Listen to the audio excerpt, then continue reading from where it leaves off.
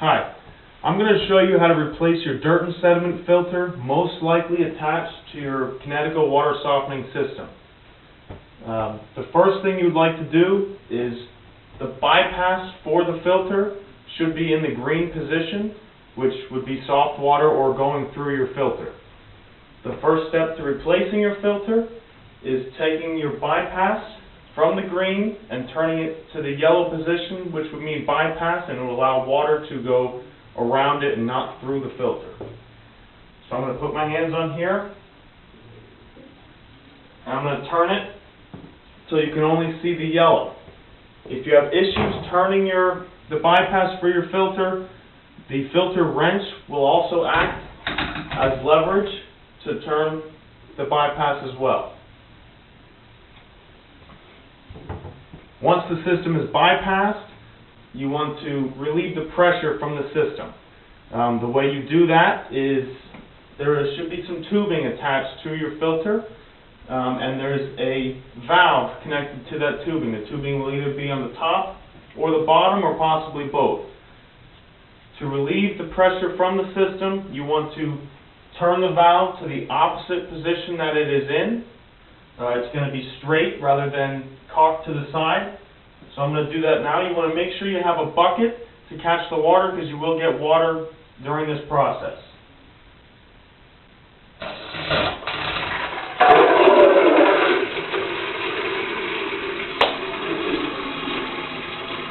It's best to wait till the water has stopped before you continue the process to minimize the amount of water on your floor.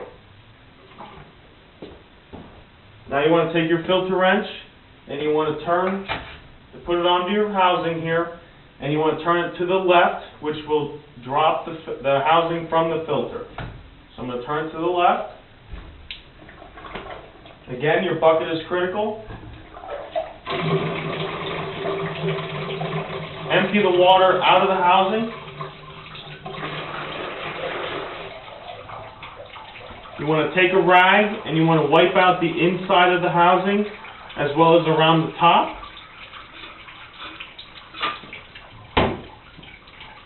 This is your old filter. You want to turn it again to the left, which will free it and allow it to drop, like so.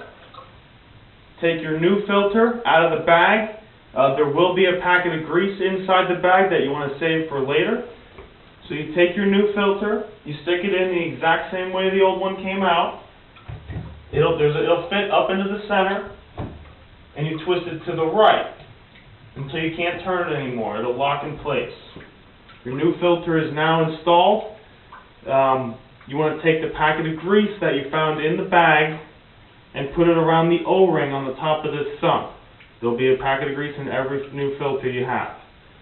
Once you apply the grease to the filter, you want to put the sump back on and turn it to the right until again it locks in place. If that's hard for you to do, use the filter wrench and you can turn it till you can't turn it anymore. Once it's tight, it's tight. It's very important that you don't miss this step. That valve that you open to release the pressure in the beginning, you want to make sure you close that, or when you do the next step, you're going to have a mess. So that valve you opened, you want to make sure you close it to avoid any water coming out when you turn it back in service. Your new filter is now in place. You want to take your bypass again.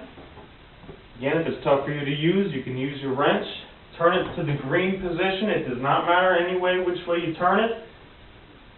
The noise you hear will be normal. It's just water entering the filter.